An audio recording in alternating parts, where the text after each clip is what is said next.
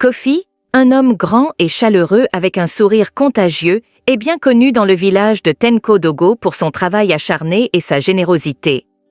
Malgré sa réputation en tant qu'éleveur prospère et son succès apparent, une tristesse se cache derrière ses yeux brillants. Il a tout pour être heureux, sauf une famille à lui.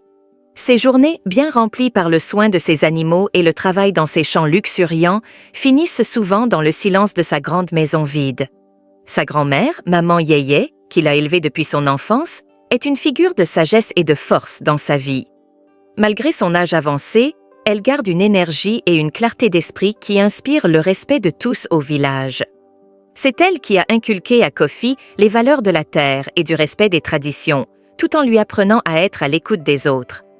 Maman Yeye rêve de voir Kofi trouver quelqu'un avec qui partager sa vie, inquiète de le voir si souvent seul. Un jour de marché, sous un soleil éclatant, Kofi rencontre Marie, une jeune femme qui lutte pour élever seule ses 2 enfants, Awa et Kojo. Elle vend des beignets faits maison pour survivre, son stand modeste ne désemplit pas, attirant les villageois avec l'arôme sucré de ses friandises. Ses yeux révèlent une fatigue profonde, mais aussi une détermination farouche. Sa situation touche profondément Kofi, lui-même orphelin de mère, et il ressent immédiatement le besoin de l'aider. Après quelques discussions et rencontres au marché, Kofi invite Marie et ses enfants à dîner chez lui. Cette soirée sous les étoiles devient magique. Ils partagent des histoires de vie, rient ensemble, et les enfants, pour la première fois depuis longtemps, semblent insouciants et joyeux. Voyant leur bonheur et la façon dont Marie le regarde avec gratitude, Kofi se sent ému et propose spontanément de prendre soin d'eux. Il promet à Marie de les aider, offrant de payer les frais de scolarité des enfants et de les accueillir dans sa maison. Quelques mois après cette promesse, Marie tombe enceinte. Kofi est exubérant, convaincu que cet enfant est le symbole de sa future famille heureuse. Ils préparent ensemble la venue du bébé, décorant une chambre, achetant des vêtements minuscules et installant un berceau que Kofi a sculpté de ses propres mains. Cependant, après la naissance du bébé, celui-ci tombe gravement malade. Il se précipite chez le guérisseur du village qui, après quelques examens, annonce que Kofi ne peut pas être le père biologique de l'enfant. Marie, les larmes aux yeux, avoue à Kofi qu'elle a continué à voir le père de ses premiers enfants en secret. Le monde de Kofi s'effondre sous le poids de cette révélation. Dévasté mais résolu à trouver une solution, Kofi se tourne vers les sages du village. Après avoir écouté attentivement les 2 parties, les sages conseillent à Kofi de se séparer de Marie pour préserver son honneur et sa paix intérieure. Ils accordent à Marie une des parcelles de terre de Kofi comme compensation et le divorce est ainsi prononcé. Kofi, le cœur brisé, doit maintenant affronter la réalité d'un rêve brisé et d'un futur incertain.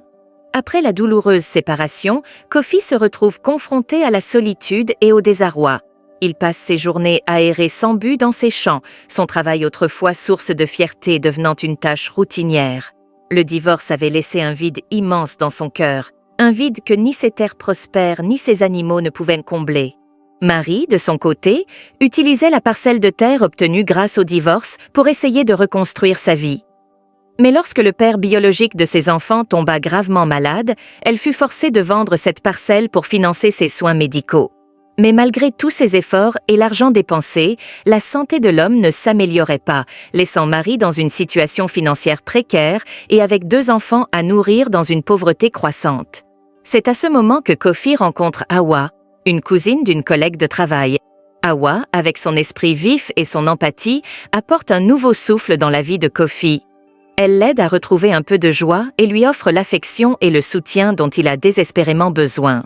Ils commencent à se voir régulièrement, et bientôt, leur relation se transforme en quelque chose de plus sérieux. Awa emménage avec Kofi et ensemble, ils partagent des moments de bonheur simples. Mais un matin, Kofi reçoit un appel inattendu d'Awa, la fille aînée de Marie. Avec une voix tremblante, elle explique que sa mère ne peut plus payer ses frais de scolarité et que son frère et elle souffrent de malnutrition. Awa supplie Kofi de les aider, disant qu'ils aimeraient revenir vivre avec lui, là où ils avaient connu des jours meilleurs. Kofi, le cœur lourd, se retrouve tiraillé entre son désir d'aider les enfants qu'il avait autrefois considérés comme les siens et la promesse qu'il avait faite à Awa de tourner la page. Maman Yeye, apprenant la situation, insiste pour que Kofi n'aide pas Marie, arguant qu'il pourrait se retrouver de nouveau exploité. Elle lui rappelle la douleur que Marie lui a causée et lui conseille de se protéger. Hawa également se montre réticente à l'idée de réintroduire Marie et ses enfants dans leur vie, craignant que cela ne rouvre d'anciennes blessures. Et donc, face à ces avertissements, Kofi choisit initialement de refuser d'aider Hawa et Kojo, une décision qui le hante chaque nuit. Mais la culpabilité et l'amour résiduel pour les enfants le rongent, et après des semaines de tourments internes, il décide d'agir contre les conseils de maman Yeye et Hawa. Kofi commence à envoyer secrètement de l'argent pour les frais de scolarité et les besoins alimentaires de Hawa et Kojo. Mais Marie, interprétant ces gestes comme un signe de réconciliation possible, tente de se rapprocher de nouveau de Kofi. Elle commence à lui envoyer des messages de gratitude et à le visiter, ravivant les anciennes flammes de leur relation. Et donc, Kofi se retrouve pris dans un réseau complexe d'émotions et de décisions, chacune ayant des répercussions sur sa vie personnelle et son avenir avec Hawa. La situation devient encore plus compliquée lorsque Hawa commence à suspecter quelque chose, mettant en péril leur relation et poussant Kofi vers un choix déchirant entre le passé et le futur.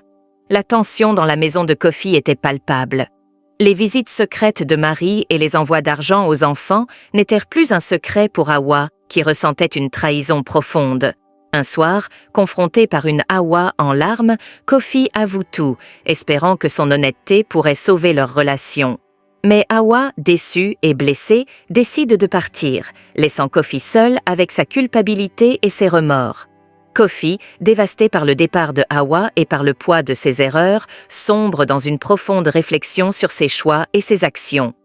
Il se rend compte qu'en essayant de corriger une erreur du passé, il a compromis son présent et peut-être même son avenir. Le village, autrefois un témoin silencieux de son bonheur, semble maintenant refléter sa solitude et sa confusion. Au milieu de sa douleur, Kofi reçoit une autre nouvelle déchirante. Marie, profitant de la vulnérabilité de Kofi et de sa situation financière, avait recommencé à voir un ancien amant, qui était en fait un ami proche de Kofi. Elle lui avait menti, non seulement sur ses intentions, mais aussi sur ses sentiments. Quand Kofi l'apprend, il réalise qu'il a été manipulé une fois de plus, et cette prise de conscience l'écrase. Marie finit par quitter Kofi pour de bon, emportant avec elle une partie de son cœur et de sa confiance. Kofi, se retrouvant seul, est forcé de réfléchir à la manière dont il a géré les relations dans sa vie. C'est dans ce moment de solitude que maman Yeye vient à lui, non pas pour le réprimander, mais pour lui offrir du réconfort et de la sagesse. Elle lui dit doucement « Mon fils, la vie nous enseigne souvent à travers la douleur. Tu as cherché à faire le bien, mais n'oublie jamais de protéger ton cœur. » Cette histoire nous apprend que la véritable force réside dans la capacité à se relever après avoir été trahi et à continuer à vivre avec intégrité. Il découvre que l'amour véritable commence par l'amour de soi et que la confiance doit être gagnée, non donnée aveuglément. La leçon dure de Kofi est un rappel puissant que tout en aidant les autres, il ne faut pas oublier de se protéger soi-même et de ne pas permettre à autrui de prendre le contrôle de son bonheur. Jusqu'où doit-on aller pour aider les autres, surtout quand cela peut nuire à notre propre bonheur et stabilité? Est-il juste de se sacrifier pour le bien-être d'autrui, même au détriment de nos propres besoins et relations? J'aimerais connaître vos opinions et expériences à ce sujet. Avez-vous déjà été dans une situation similaire à celle de Kofi? Comment avez-vous géré le conflit entre aider les autres et vous protéger vous-même? Partagez vos réflexions et discutons ensemble de ce dilemme émotionnel.